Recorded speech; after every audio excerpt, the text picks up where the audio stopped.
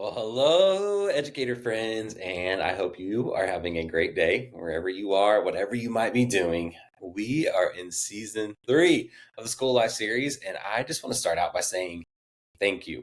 Thank you to everyone who has listened, liked, and shared so far. You know that this podcast is to support educators and is to provide educators with something real that they can use to get better.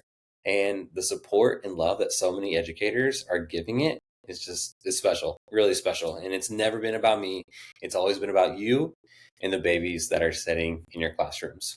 So today we're going to continue on heavily with season 3 in the theme of real educators, real stories, and real strategies, because we've got a super special guest with a unique side here. He's an expert in what I believe is just one of the toughest subjects to Yes, teach. So our guest today comes to us from beautiful South Carolina, where he is in a really unique leadership role that he's going to share more about. But he's another one of those connections that I've met through this journey, and just immediately we hit it off because we share the same passions, the missions, the drive, and ultimately the heart for education. So here's another awesome educator, but an even better human being who's here today to pour into you. So thank you, Dr. Gary Seaboldt, for joining us today. And I cannot wait to talk math with you.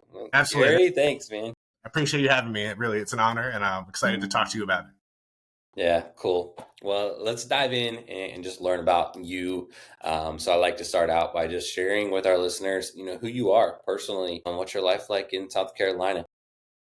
Absolutely. So, myself, I am originally from New York. Actually, I taught in New York for 3 years. I grew up in New York. And I ended up moving down to South Carolina with one of my friends, just on a whim. We're like, hey, let's try something else. Let's go Yeah. somewhere else. And so we came to South Carolina, and my personal life, I am some things you might not know about me, but outside of the math world or in the school world, I'm a big plant person. I have over 100 plants at home. That's like my side job, for That's myself. cool. Come home and take care. I don't have any kids. I pour into my kids all day at work with the teachers, and when I come home, it is my plant life. I'm a big NASCAR fan. That's another thing that I'm big into, and my family and spending time with my friends. I'm a pretty low key person, That's but cool. I do. It's crazy to think sometimes, but the math world and the education world, on top of being my career, it's also a little bit of hobby. I like to read about it, I like to learn more about it, and Yeah. so I give some of my time to that as well. That's passion. Love it. Thank you for opening up, sharing a little bit. I think that's really important. Now tell us about your journey as an educator. You mentioned it a little bit. You started in New York and wound up in South Carolina and haven't returned to the cold winters yet. But where have you been? Where did you start your teaching career at, and what are you doing today?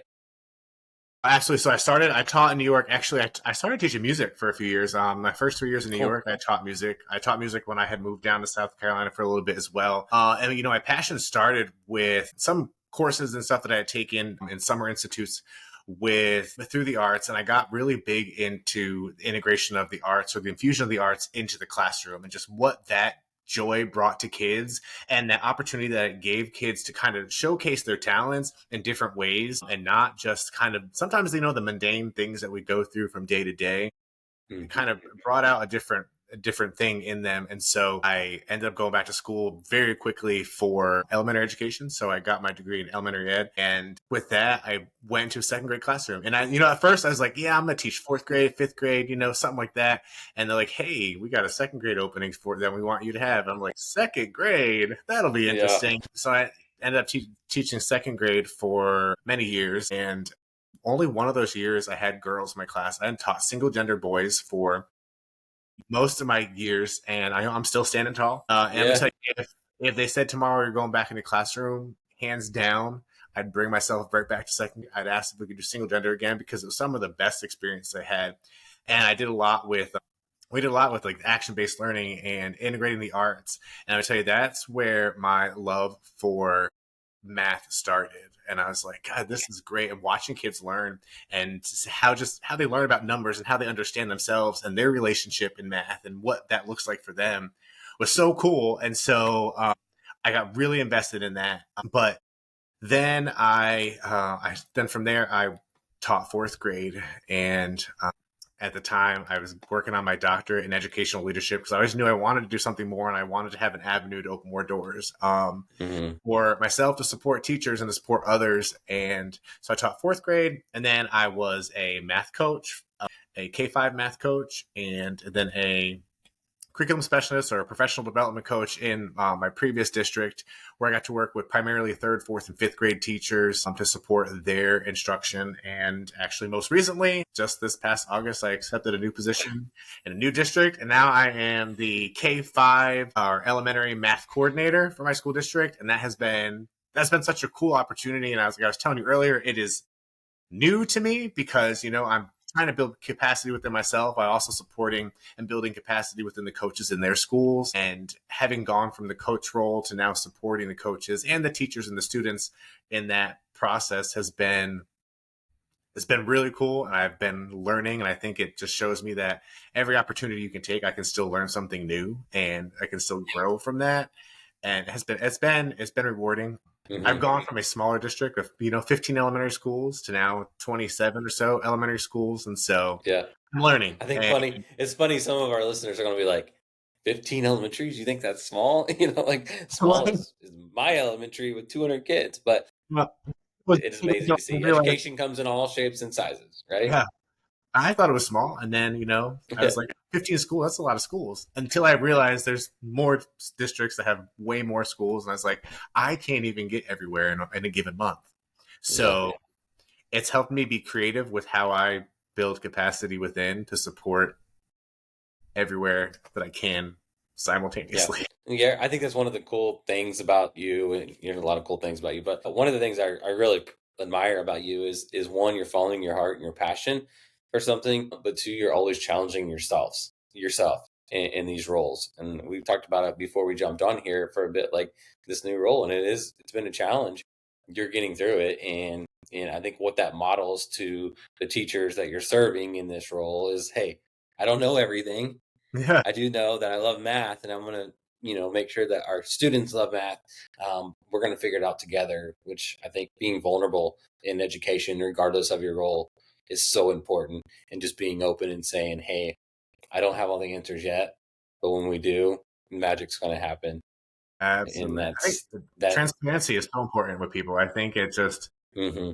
it allows you to build a more genuine relationship with people if you are just transparent with Yeah. them and say, hey, I don't know it all, but I'm gonna take what I know, combine it with what you know, and let great things happen. Yeah, absolutely. So, next question here in the intro is, who has influenced you in your life? When I say that question, who comes to mind? In my life, personally, I have a close knit relationship with my family. I always I always Hmm. say my mom is my biggest, she's the biggest cheering section all by herself. And Yeah, she always roots for me, always cheers me on. And I think that's the boost you need. You need mom, sometimes you need mom's approval, 100%. and, my grandpa who passed away my very first year teaching, but I feel like growing up, he was always a supporter for me. He's a man I admired. That's who I wanted to be like when I grew up. And so I think still to this day, I live to meet those expectations. And so I have my Yeah, mom in my corner. nice. My family's a big, so many of my friends, I cannot, when I think of who influences me, I think two of my closest friends that we always tell each other or support each other or talk to each other on the phone and lift each other up. And then one of my best friends, she used to teach right across the hall from me. I taught her son in second grade. And every single morning when we stand in the hall and we greet our kids, and I've heard you mention it before, but it is one of the most vital things you can do, right? But we'd stand there and we'd greet our kids, and then all the kids would be in the room. And right before we closed our doors every single day to go about our business, she would always tell me, be great. And That's that always meant so yeah, much to me, because I was like, yeah, what does great mean to you? It's in any capacity. It's whatever great is to you. And I'm like, you know what? Let's be great every day. And so yeah. I've taken that with me. We have not taught in the same building together for a handful of years. She's moved on to do other things, but we are still super tight, still hang out and see each other. But those people, they keep me going. They're the fire that Yeah. drives me. So I got to Yeah, give it to them. it's so important to have those people in your life that not only will lift you up and cheer you on, but Yeah. at the same time tell you what you need to hear and motivate you to be better. And so, yeah, just keeping real with you. And then my next question for you in our intro is, what was a game changer or a hack as an educator that you can like look back and say, when I implemented that, and it may have been in your teaching years or your more recent years as a coach, but what was it where you're like, man, that just like changed everything for me? I think, and I'm going to bring it to the math world, because the biggest hack for me was to value that less is more. And Ooh, yeah, good. and I think in the classroom we can get so drawn into what has to get done and going from point A to point B to point C to point D, and we have to get through all of this stuff. And then Hmm. it gets to a point where I feel like we stop teaching kids and we start teaching curriculum. And when we stop teaching kids, we've missed our mark. And so what I always tell people is less is more. And from the math world, do less problems and talk more about them. Ooh, Do okay, less. that's good. Don't sit there and try to solve 5, 6 problems together. Solve 2 problems together and talk about the math. Because doing less, I got more out of my kids and I got more feedback for myself and to support them than sitting there trying to blow through page after page of this workbook, And so less is more. Take it with you. That's Do what you got with it. really good advice. And so many times we hear teachers say, I got so much on my plate, or my principal's put more on my plate. And when I have conversations with teachers, I'm saying, yes, your plate is overfilling.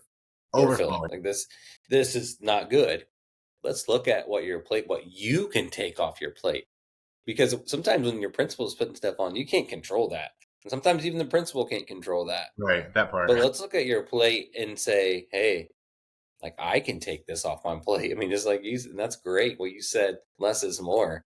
So, because sometimes we just do it to ourselves, and truthfully, and sometimes it's even outside of the schoolhouse. What we're putting on our plate is just insane. So, last intro question, and this Absolutely. is just to make you smile and make our listeners smile and laugh, put us in a little bit of a transparent state right now, but share a you wouldn't believe it moment in your educational career. So what's something that's happened that you just look back on and like, wow, I can't believe that happened. I should have planned for this better, because I was like, what is because you probably think there's a million you wouldn't believe it. So, A million, probably like a million has happened, and then there's five that you can actually share on air, right? I'm thinking, what can I actually share on air, right? The names I've been called. No, let me Yeah, stop. right. um, Gosh, you wouldn't believe it moments. I don't think I have a good one. You don't have a good one. That's fine. That's fine. We can come back to it. You might think of When something I think before about it, I'm gonna blurt it out. we just blurt it out. Yeah, we've had some good ones shared that I'm just like, Or I'll think about it yeah, later it on. happens. I should have said this. Yeah, exactly. All right, that's fine. So we're gonna get into today's topic now, and like we've kind of alluded to, that today's topic is math strategies and mathematical leadership. And some of you right now may be like cringing.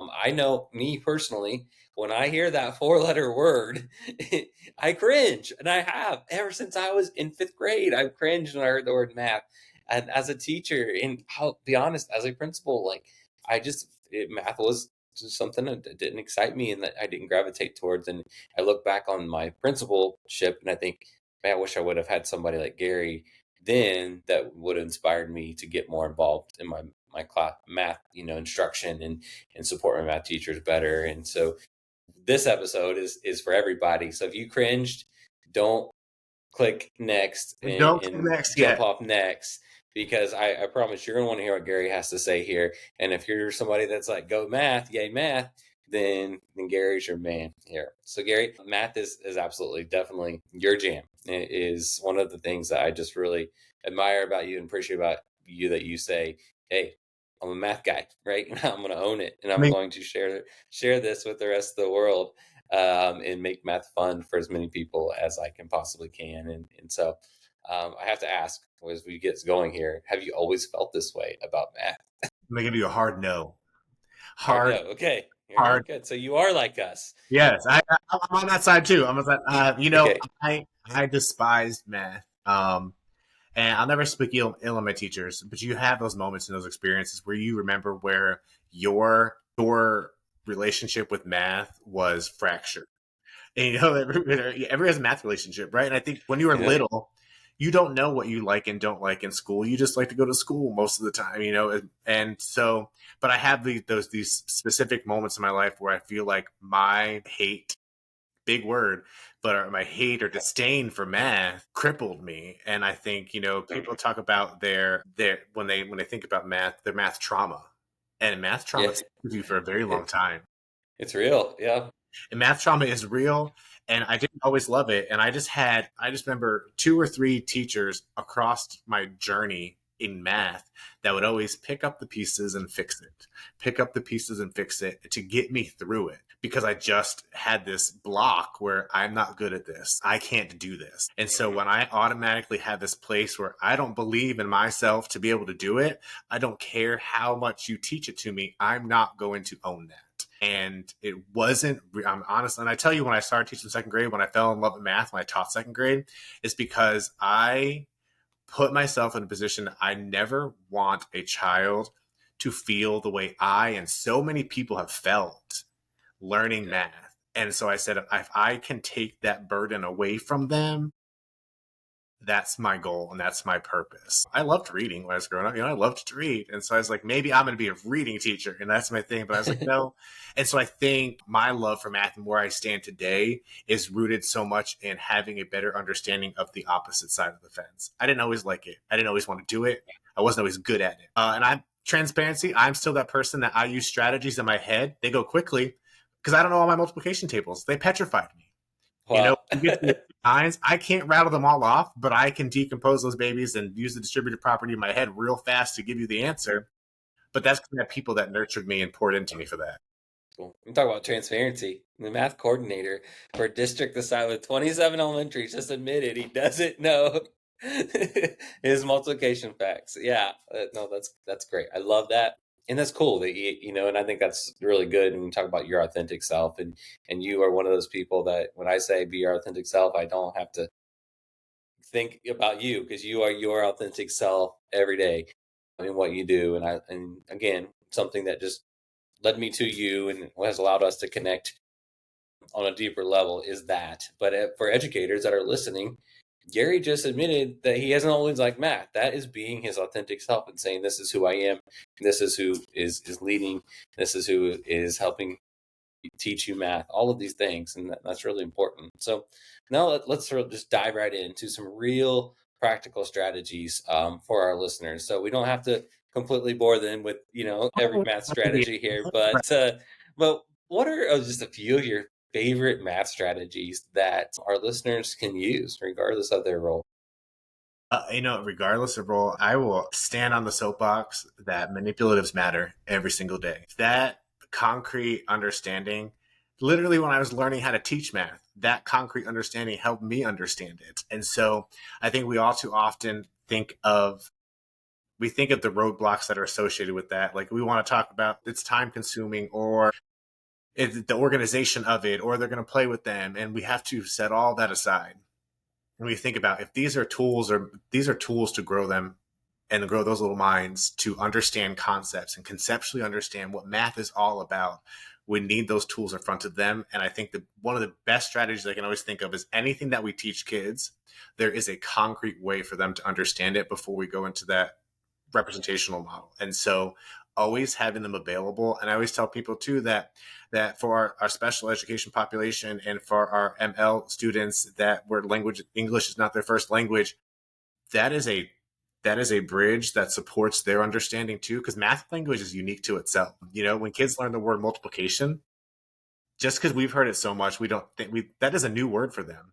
And so having concrete models in front of them where we can really make that understanding conceptual for them, it carries with them for years. And I think another big one for me is that representational space. And I think the strategies that I will always lean into with regard to, we talk about concrete models and how important manipulatives are and representational models. But another strategy I'll always support and push for teachers is when you are teaching grade level at our whole group, whatever you want to call it in your state or your district, when you teach grade level, all 25 or so of your kids at one time, I always think of it as you're teaching grade level, so the conversation should be collaborative. we are not in little silos. Have that conversation so these kids can think out loud. Don't stand in front of that room and then say, do this problem. You're going to do work, do it in your group. Talk to each other. The more talking these kids do, the better the off that they're going to be, because you get so much from that and they get so much from each other in that same experience. So I think it's not so much a math strategy of like how to learn math concepts so much as it is to build capacity within the room of your kids for them to hear and share in that thinking. And there's a space and a place for things independently, doing it by yourself. But I'm a big fan of, in that grade level time, make it grade level, make it be a big collaborative conversation and a time to think together. That's cool. Those are great strategies. One thing that you hit it on it with manipulatives, but one thing that has always bothered me with math, like just stereotypical and across the board, is like we always talk student engagement, and engage your readers, right? Get your hands dirty in the science lab, and then you go and it's math time, or you go to your math class and you sit down and you work problems.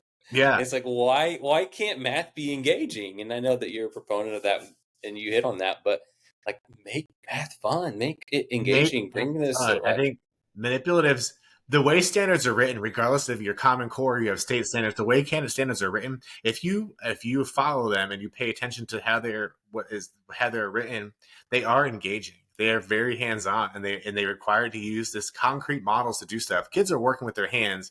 And I tell you, my other big thing that you spoke to is about making math fun in the sense that like you have to enjoy what you are doing, and so Yeah. thinking of different ways to go about things, like the smallest of things, like with teachers playing supermarket sweep, we didn't do anything crazy.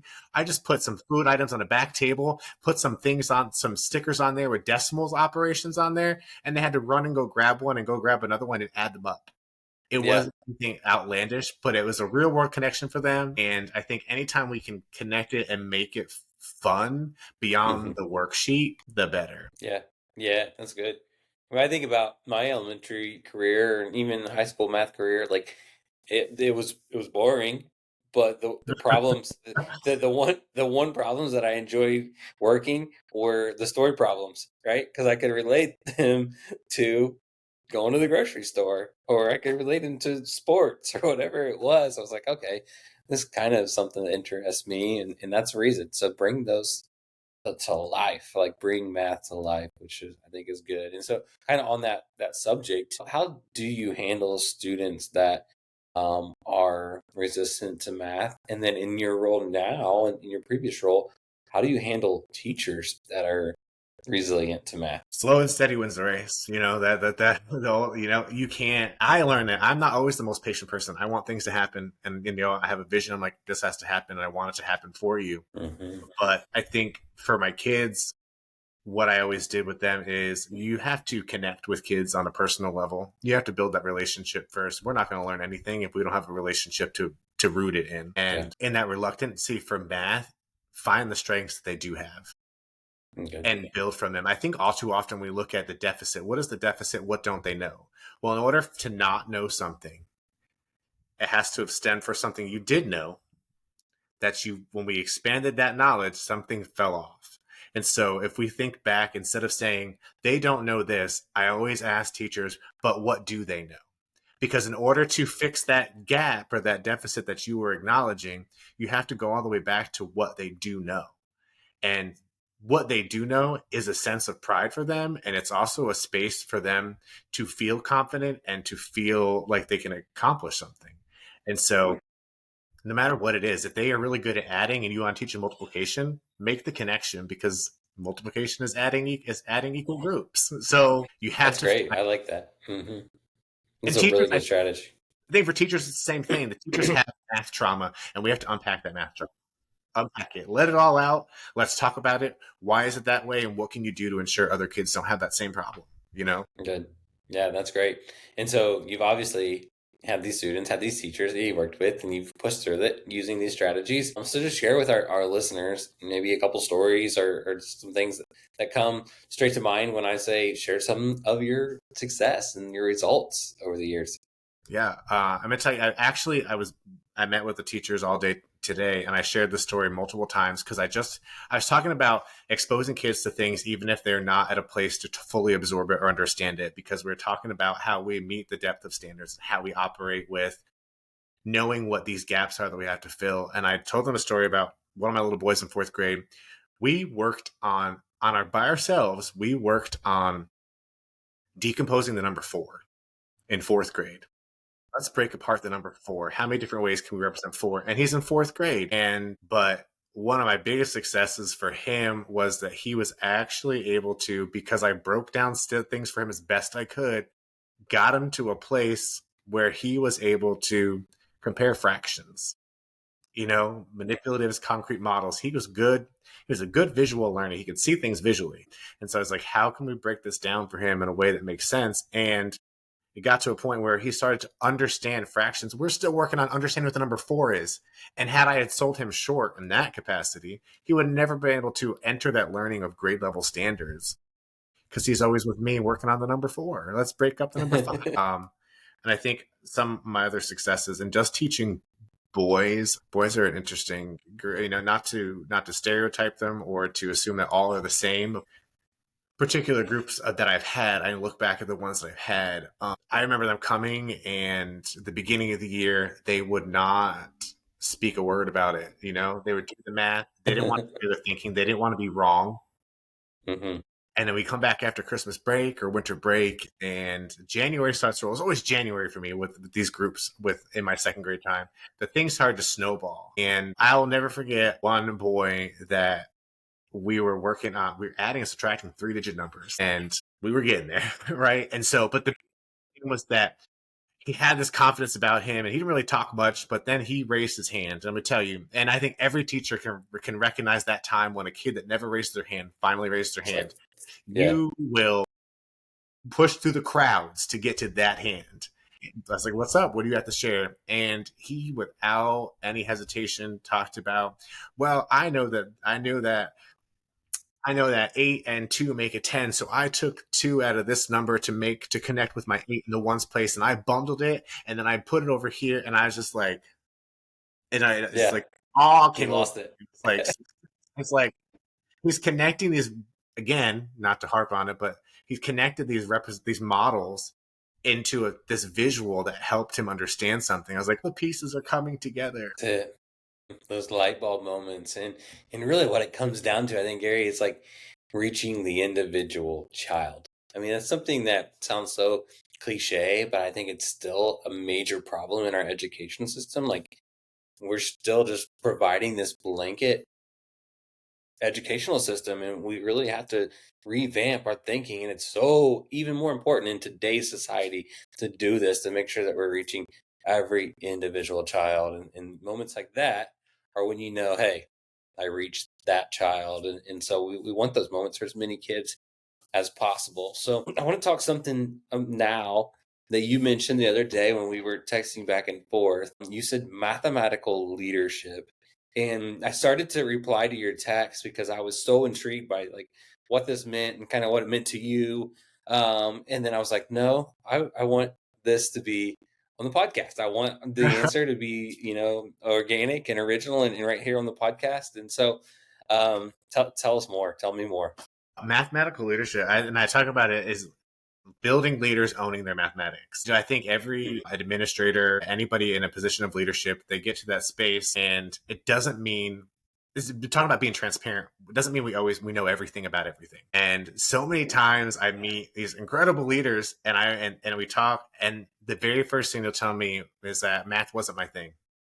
Math isn't my thing. I think I said that like in the intro, right? Yeah, it's not my thing. And you're so busy with building, hands down, to a building administrator. That's not a career path that I ever want to venture down. Like, that's just not I don't think that's my calling. It's not my purpose. But one of my best friends is a principal, and I get it. I see it. I experience it on my level from what she goes through and deals with on a day-to-day basis. But it makes it very easy to avoid it, to avoid math, and to avoid your mathematical leadership. And it's kind of in the process of, when you want to inspect what you expect, but what are those expectations? And that's where I think people's mathematical leadership comes into play, is that we have to own what we do and what we don't know and put ourselves in the trenches sometimes and find a space and place to grow in that capacity.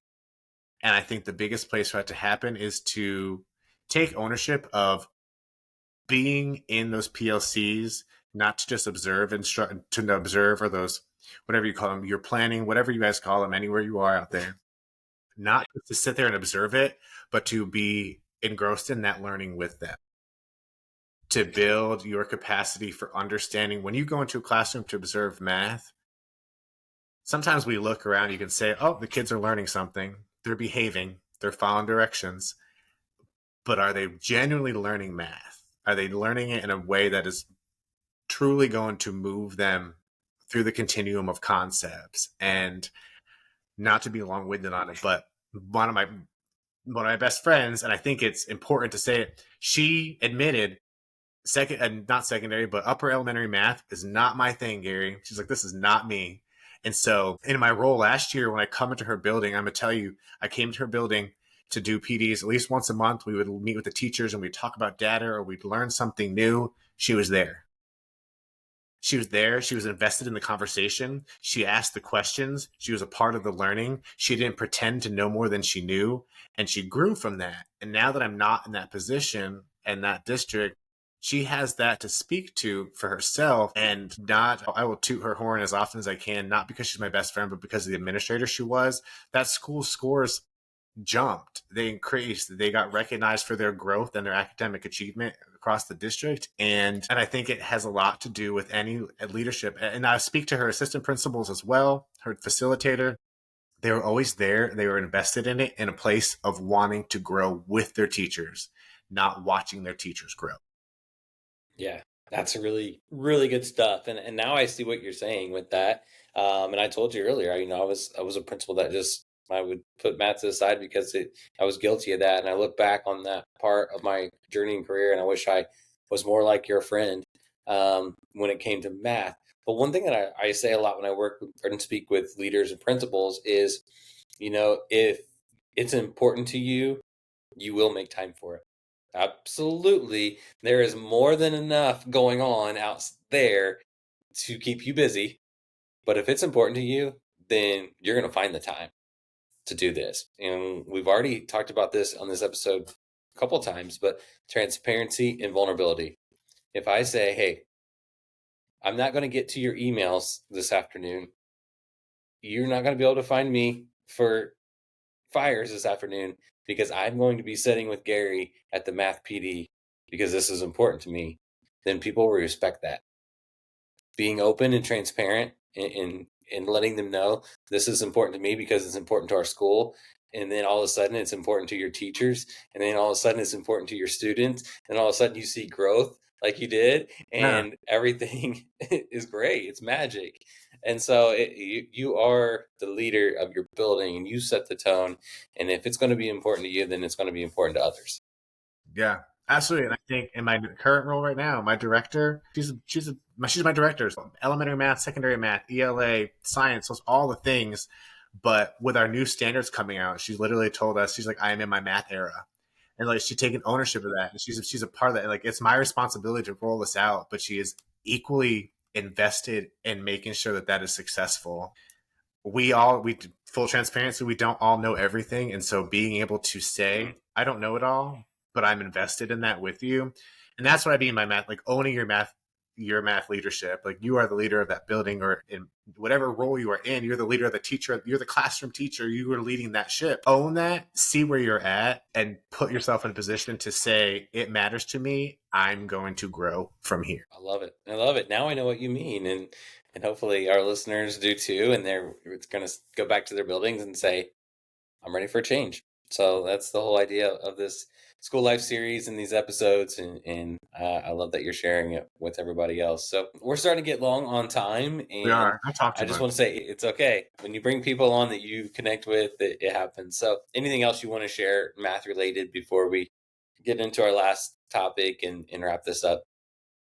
I do think the one thing I do want to share, I think is really important that I've talked to teachers about is at the beginning of the year. So now the year's already happened, right? We were in the midst of it, but thinking about it moving forward is that the very first thing I do with my kids in second grade and fourth grade is we wrote our math story the very first day of school. Tell me your math story. What do you feel about math? What do you like? What don't like? How do you feel about it? Because more than a pre-test or some kind of pre-assessment, and I did it with teachers too. They told me the same exact thing. They shared their story. When everybody leaves, I read all that. That tells me more about the environment and the culture of my classroom than any test is ever going to tell me. I know what they're at in their headspace, how they mentally think about it, how they feel about themselves about it. And it helps me lead my approach to supporting changing their love for math more so than worrying about their score on a test. So that's Gotcha. one thing. That's If really you good. do it, And it goes back to you reaching the individual student, right? reaching. You get to share, you're reading their story.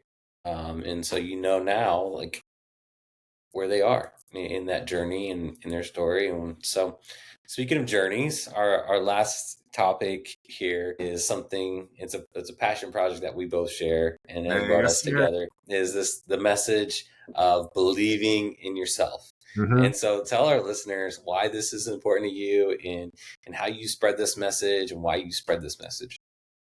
I think everything we've talked about kind of now is going to bring that all full circle in this moment because like all the things like tell me your math story and owning your math leadership and being able to see the child with who they are and supporting each individual kid. Teachers, and I say the same thing, teachers are in that same space, right? And they have to embrace who they are. You know, you bring something Mm, to the table every single day. You do a hard job every single day. And if you can't, and if you can't think about that, I'm going to tell you that every single day. And if I can't physically yeah, be there to tell you that, I'm going to lead you with something that will remind you that every single day. And so I'll never forget. I met you at a conference. I don't know if we can say all yeah. these where we met each other, but Oh yeah, we can. We're good. it's a GYTO conference, and on the table was this little bracelet. And I have not put this on to be on the screen right now, but this little bracelet for believe in yourself. And um, I put that thing on and I have not, I mean, I've taken it off, every now and then you go to wash, right? But I wear it every single day. And I've worn it every single day for the past 3+ years that I have from when I met you. And people have seen it and they're like, oh, that's cool. Oh, I like your bracelet. And I'm like, oh, thanks. It's just a reminder that we do hard work and we need to believe in ourselves. And even in discomfort, there's growth, and you have to believe in yourself for that growth to happen. You have to believe in yourself to make that change for yourself and for the kids that you teach every single day. And so my believe in yourself tour is anytime I'm with teachers, and it sounds like I'm going out on tour, right? I'm not Taylor Swift, but Yeah.